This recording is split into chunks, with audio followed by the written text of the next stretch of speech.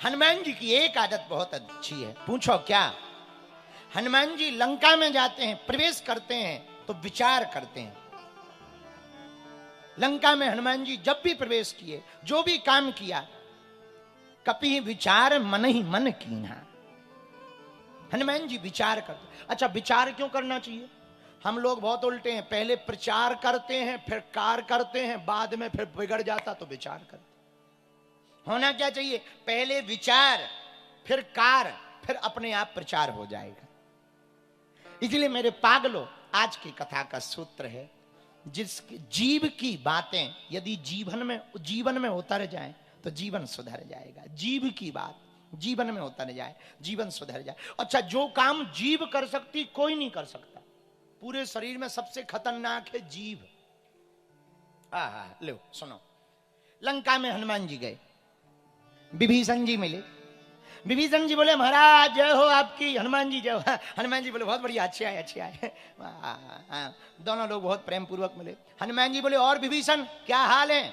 अब विभीषण ने अपनी परिचय दिया कि हाल क्या है। महाराज हम तो बहुत बुरे फंसे। हनुमान जी बोले कैसे फंसे? जिमी दस नैने माहो जीभ बेचारी,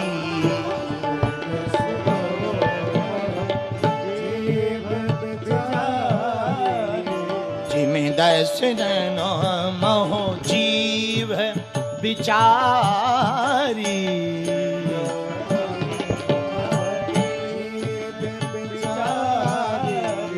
दसनन मोह जीभ बिचारी, जिमी दसनन मोह जीभ बिचारी, हाँ जीभ बिचारी, हाँ जीभ बिचारी। श्री राम जय राम जय जय राम।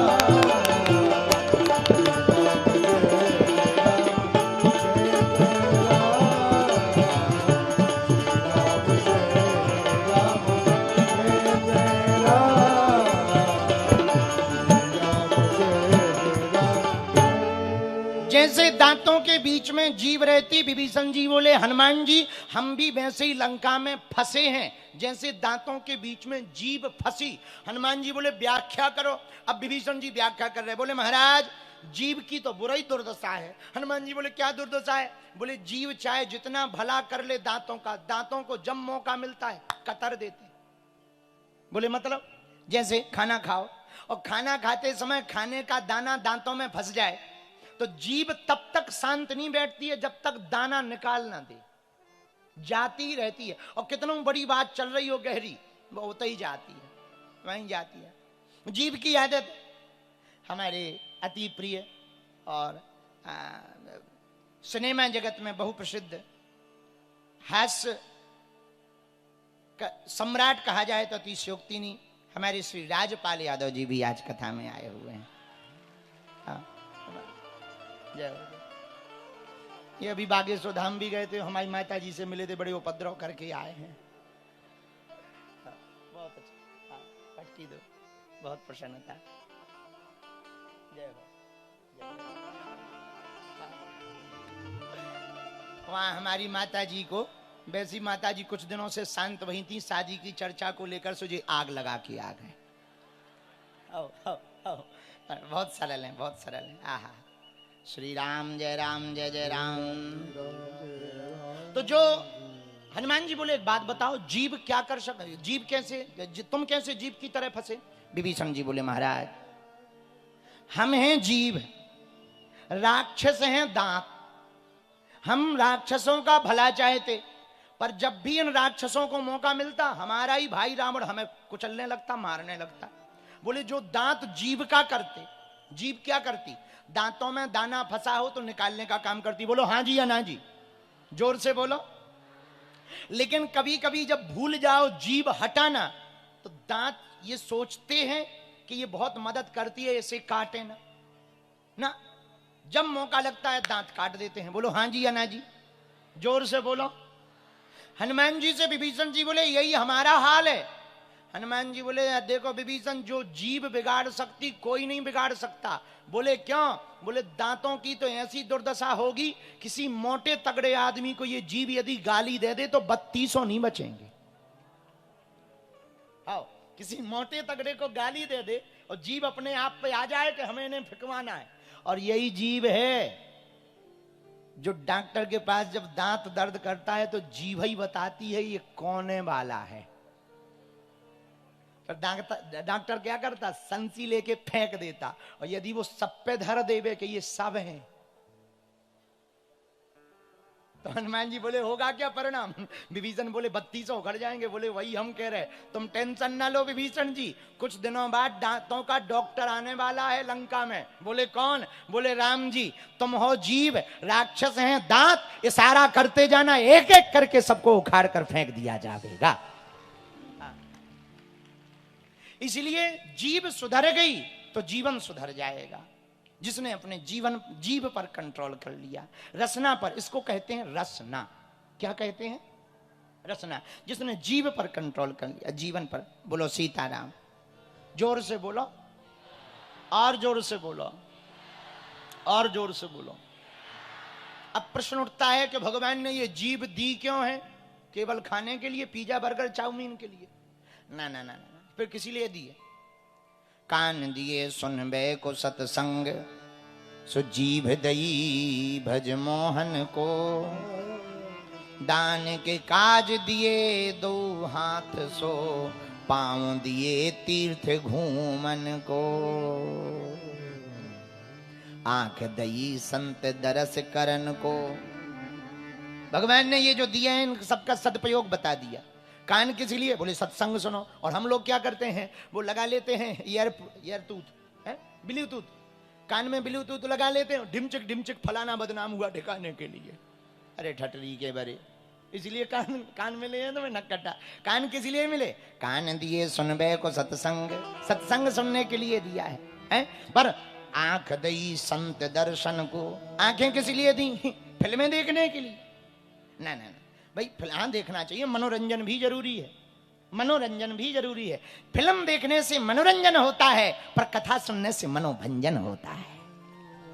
हाँ, फिल्म देखने से मनोरंजन, पर कथा सुनने से मनोभंजन होता है। दोनों जरूरी है, मनोरंजन और मनोभंजन दोनों आवश्यक है। मनोभंजन करना है तो सत्संग में आओ, मनोरंजन करना है तो थिएटर में जाओ। दोनों के सिद्धांत अलग अलग हैं। तो कांच और मणि चमकती दोनों समान है, पर दोनों के गुण भेद अलग अलग है।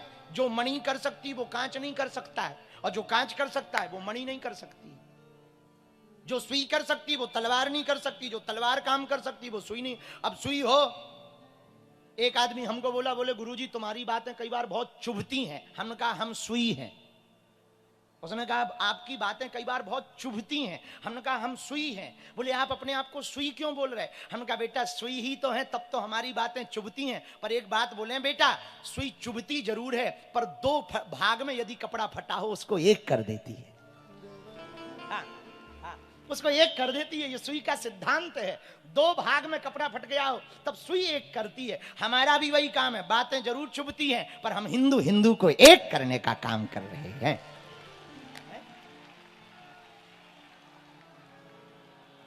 इसलिए मेरे पागलों, इसलिए मेरे प्रियजनों, हम आपसे प्रार्थना करना चाह रहे हैं। ये जीव को रसना कहा जाता। क्या कहा जाता?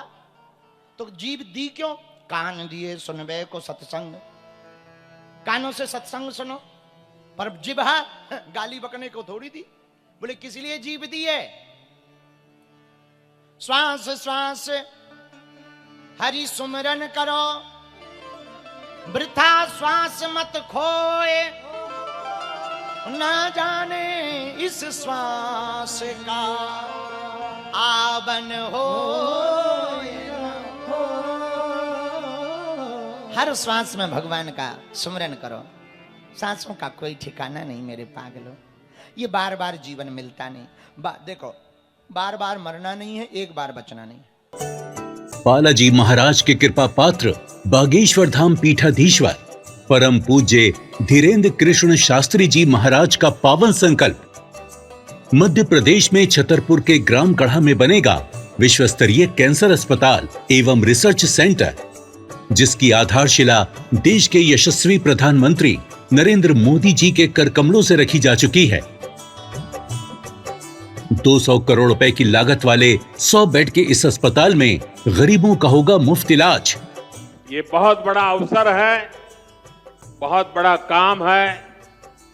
संकल्प बड़ा हो, संतों के आशीर्वाद हो, प्रभु की कृपा हो, तो समय सीमा में सब पूर्ण होता है। हमारे प्रियजनों, बागेश्वर धाम पूरे भारत के लोगों, अभी तक अस्पतालों में मंदिर थे, अब मंदिर में अस्पताल होगा। कैंसर हॉस्पिटल निर्माण हेतु सहयोग देकर पुण्य के भागी बने।